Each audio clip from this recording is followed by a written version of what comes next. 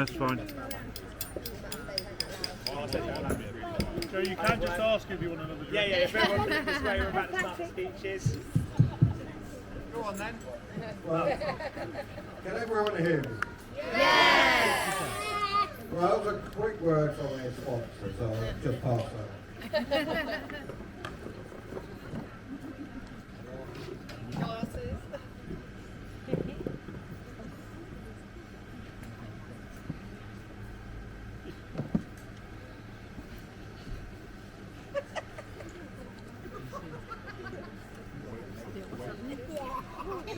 Try to focus. Good evening. For those who do not know me, I am Paul, a proud father of a bride. No, I am the very, very proud father of a bride. I have got to admit, I am a little bit nervous. Not because I have made a speech, but I have been married for 38 years and I'm not used to speaking for longer than 30 seconds without being interrupted. So please bear with me.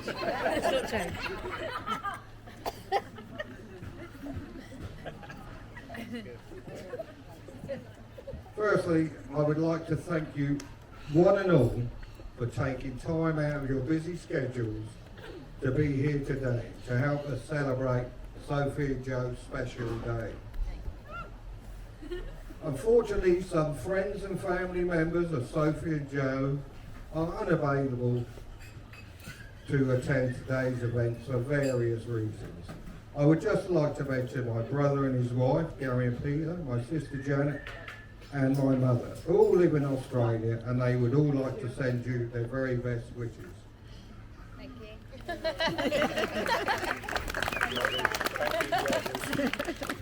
I am very grateful to my wife Caroline for raising Sophie with a little help from me and for being my partner wife for these past 47 years. Still same gleam in your eyes and a smile on your lips today as I did when I turned around on our wedding day and looked up as you walked down the aisle. I had to get back in the good looks. What can I say about Sophie? Don't worry, Sophie. No embarrassing stories about you. When me and your mum take to the dance floor later, we will embarrass you enough. Funny, intelligent, kind, good looking.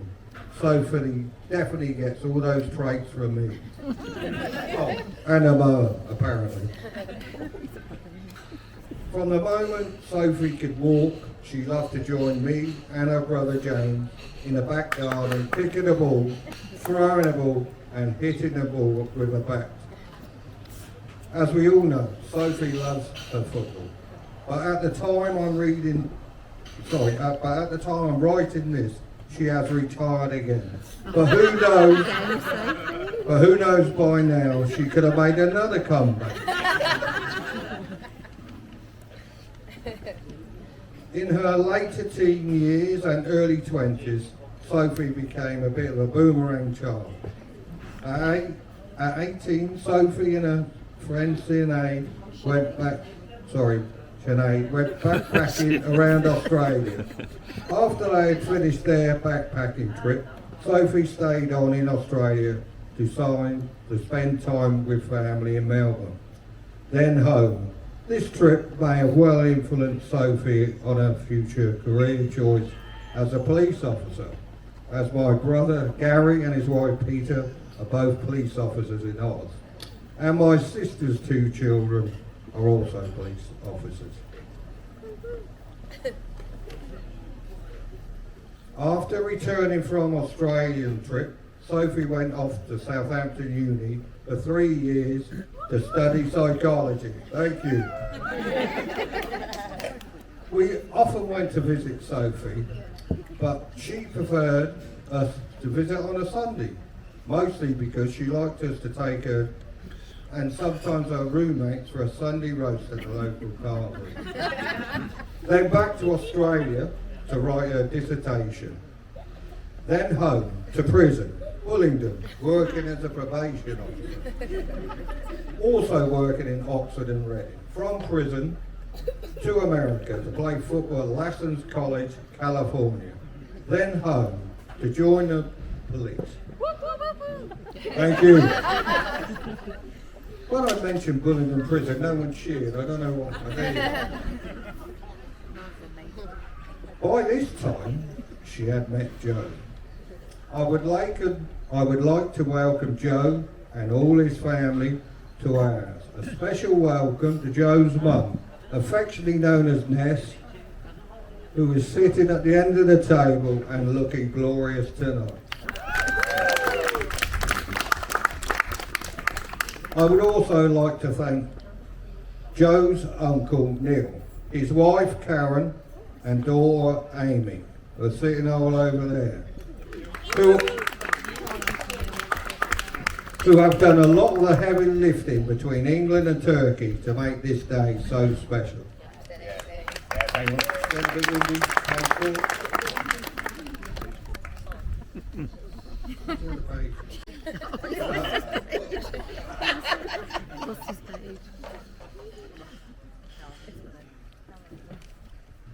I first met Joe on one cold winter's night when Sophie brought him home to meet us. He told me he was a British gas engineer. Well, by coincidence, my central heating was playing up. True story. So I invited Joe to have a look and see if he could fix it. After a while, Joe said he could, but he had to go home and get a part from home. I wondered if I would ever see him again. But he did return. He did fix the central heating. Sometime later, Sophie and Joe moved in with us so they could save up for a deposit we put on to buy a house of their own. Then we were all in lockdown, and we soon discovered another virtue of Joe. He was an excellent cook, which was a rare feat in our household. He also excelled at banging the pots and pans on our doorstep, as well as singing to the neighbours. Joe is a very respectable young man. While on holiday together in Woolacombe, he asked me if he could take my daughter's hand in marriage. I, of course, said yes. Right, I was. Sophie could not ask for a better husband, guy, gentleman. Don't worry, nearly finished. But I have forgot to mention one important member of Sophie and Joe's family. That's their dog, Barney. The three of them have one similar trait in common. You can see I'm prepared now. Marnie likes to chase her ball all day long. Sophie likes to chase the bad guys. Joe, he just likes to chase her.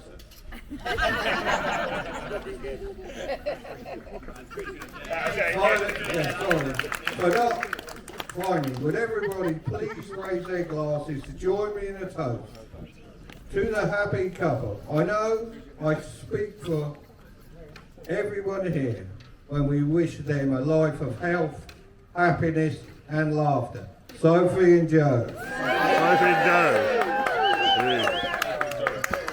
Oh, sorry, one last thing to mention. Don't forget it's a free bar tonight. Thank you.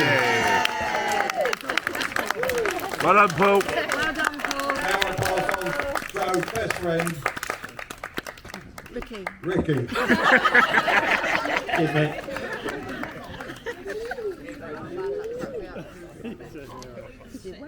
Good evening, everyone. First of all, I would like to start off by saying a big thank you to Liberty Like Your Hotels for hosting us on this memorable day. I think we can all agree it's a beautiful place and a perfect setting for what's been an incredible day so far. Yeah. I think this goes without saying, Sophie, or as I know you now through Joe, Smeeshi, you look glorious, and my brother here is very lucky to have you. Thank And I'd also like to add Sophie's mum and dad, and Joe's mum.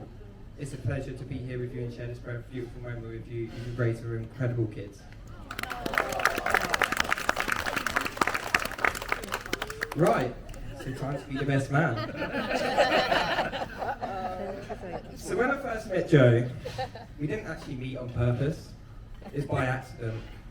And to be quite frank with you guys, I didn't like him. I don't know what it was, yeah, but what he might have said or done, I just didn't like his face.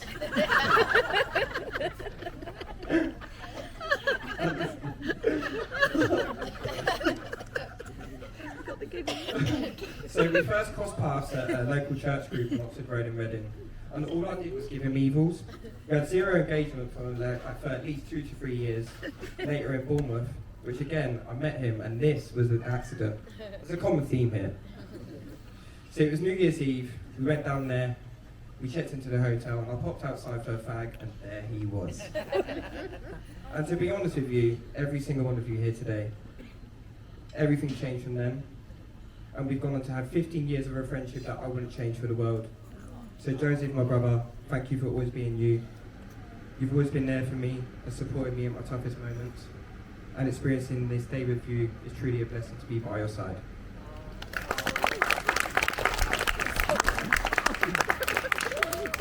But I can't be too nice about you, can I? I mean, that just won't be right, that just ain't me. If anyone knows Joe, he has these funny ways about him. I mean, I'll be honest with you, you could probably be in his presence for a couple of hours, sober or not, and you probably would have seen across him. So let's run through the top 3. He is one tight bastard. It could be the Pepsi for his evening runs, you dare not touch that. Or the million stories you hear about him getting fake clothes from Turkey. In Joe's eyes, everything is way too dear in price. Unless he's found a shop on the dark web that sells things like for much cheaper. Joe tends to do this thing when he's had a few beers, and when he's in conversation with you, he closes his eyes like this. Oh, look at that. And you're kind of thinking, like, what's actually going on here? Because I'm having a grown conversation with you and you're fluttering your eyes looking around. And the thing is, right, you only seem to do it when he's having a good time. So, Smeeshi, have you seen this in the bedroom? Sorry, I had to throw that in. I do apologise. Joe just gets so drunk and emotional. Honestly, I cannot count the amount of times he's been denied entry from a nightclub, which takes me to my story of what happened in Swindon. So one night, we've been out there for a few beers, we watched the cup final, and I was seeing him walking up the road, and we were already outside the entrance, and he looked fucked. I'm like, here we go again. And the doorman's here, Joe's here, and they've already looked at him and rejected him. He's looking over there, and I'm like, Joe, please be composed and try and get in. We really want to get in. And he's saying to the bouncer's here, and he's looking over there, why aren't you letting me in? The bouncer's there. You're not even looking at him. And that's when I instantly knew this night's over for him. But honestly, guys, I've been rambling along enough. But let me close this speech off by saying, these are the moments that make life worth it. Not the days or the excruciating hours we all spend at work, but at moments like this are what truly make life worth living. Like I said before, for me, and I assume I speak for everyone in this room, it's been a pleasure to be a part of your special day. So let's raise a glass for the bride and groom, to Sophie and Joe. Sophie and Joe.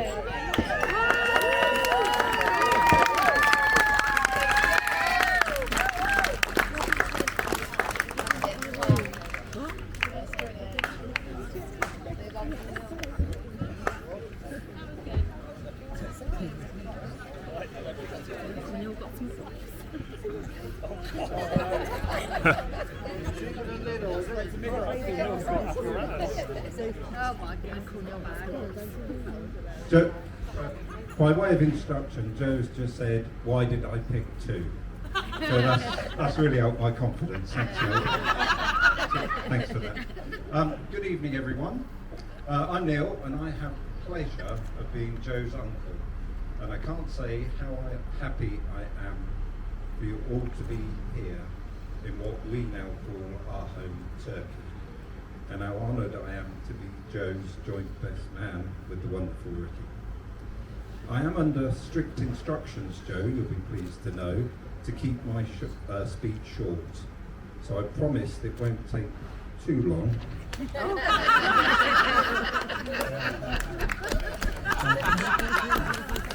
In preparing for this, I recently read that a best man's speech should take as long as the groom does to make love. Good speech. So thanks very much, everyone.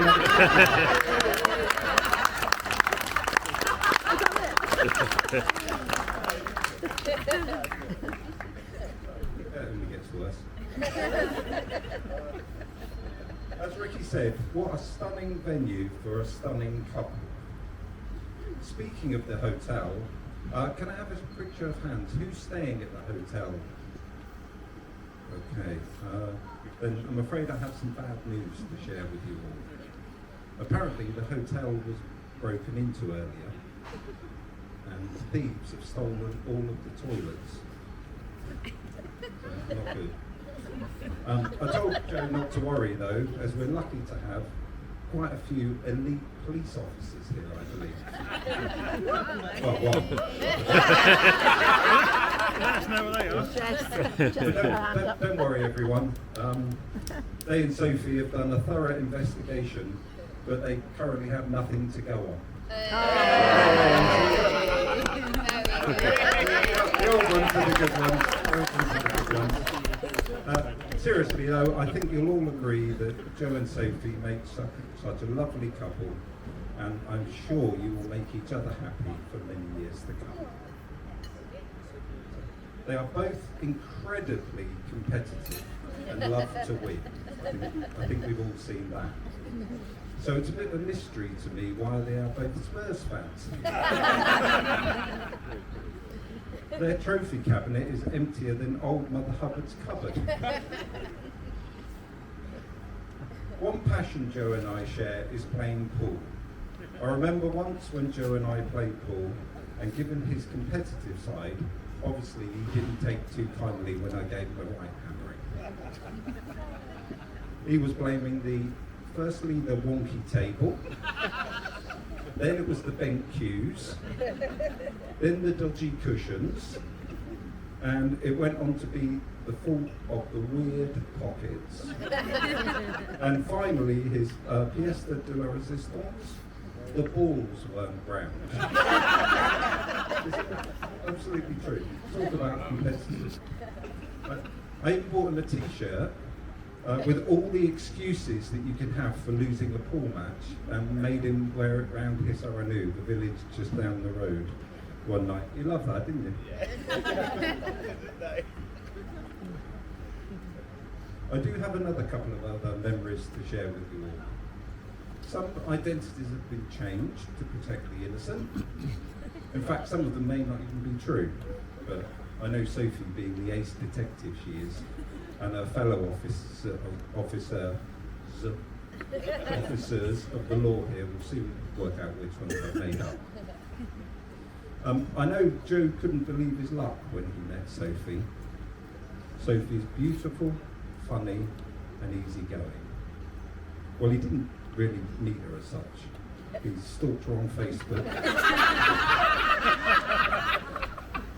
So much so that when they went on their first date, she issued him with a notice under section 1.1 of the Stalking Protection Act 2019. Cock joke then. Speaking of which, whilst Joe, Paul, Ricky and I were getting dressed up earlier in Joe's room, we were doing our makeup and our hair, you know, all the stuff that you do, not you, the hair. I found these in Joe and Sophie's room. This. Well played, Joe, well played. Yeah. And these. Now, I've no idea what they're for. I can't imagine what they're for, what they're doing in your room. Oh, they're yours. Wrong room. I do know Sophie takes her job very seriously, but I had no idea she was doing some overtime over here. That's the only reason I could think they would be in there. What can I say about my favourite nephew? Okay, technically he's my only nephew. He's still my favourite. Joe is kind, sweet, handsome, hench. I don't even know what that means. Funny and loyal. Did I miss anything you wanted me to say? No? Okay, yeah, that's what you gave me to say, right? Sophie isn't the only one who takes her job seriously, though. I heard before Joe and Sophie met, he'd service some right old boilers.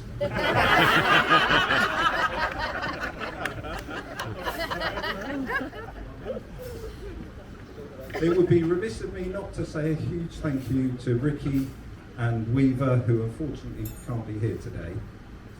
He's not dead, he's had a baby, I think. For organising a great stag do back in March. To have more than 20 mates there was a testament to what great friends you are to all of them, Joe. It was carnage. I'll always remember the sight of you in your pink cheerleader's outfit on the dance floor, doing the sexiest, in a weird way, Britney Spears dance. Oh, and I should pay homage to that Paul Rustler's burger you cremated in the microwave after putting it on full power for 20 minutes rather than 20 seconds after he'd had one sweet sherry too many. Now, a bit like Ricky, I didn't instantly like Joe when I first met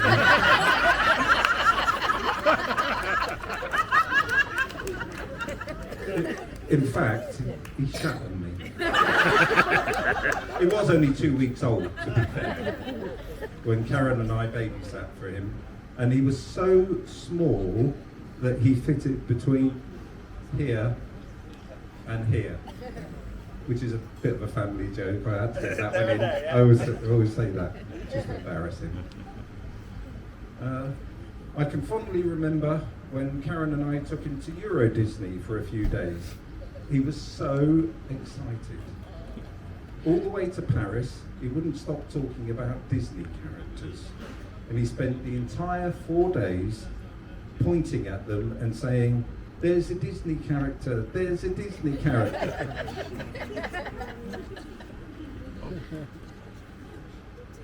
When he saw one, he would run up to them, almost knocking them over, and give them a massive hug, and then run on to the next one and give that one a hug.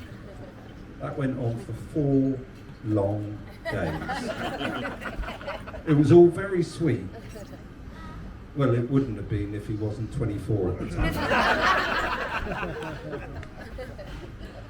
Being serious for a second though, we are all proud of the man you have become, and I know you will make each other very happy. I know I speak for Joe's mum Ness in saying how chuffed we are to welcome Sophie and all the Mishans to our extended family. So ladies and gentlemen, can I ask you all to stand up, raise the glass and go absolutely bananas for the bride and groom, Joe and Sophie.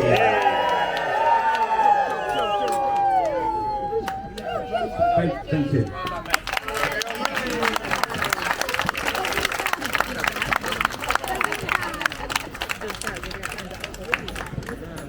I've never had a nice one. Never. I don't know. She told him to, but... Yeah.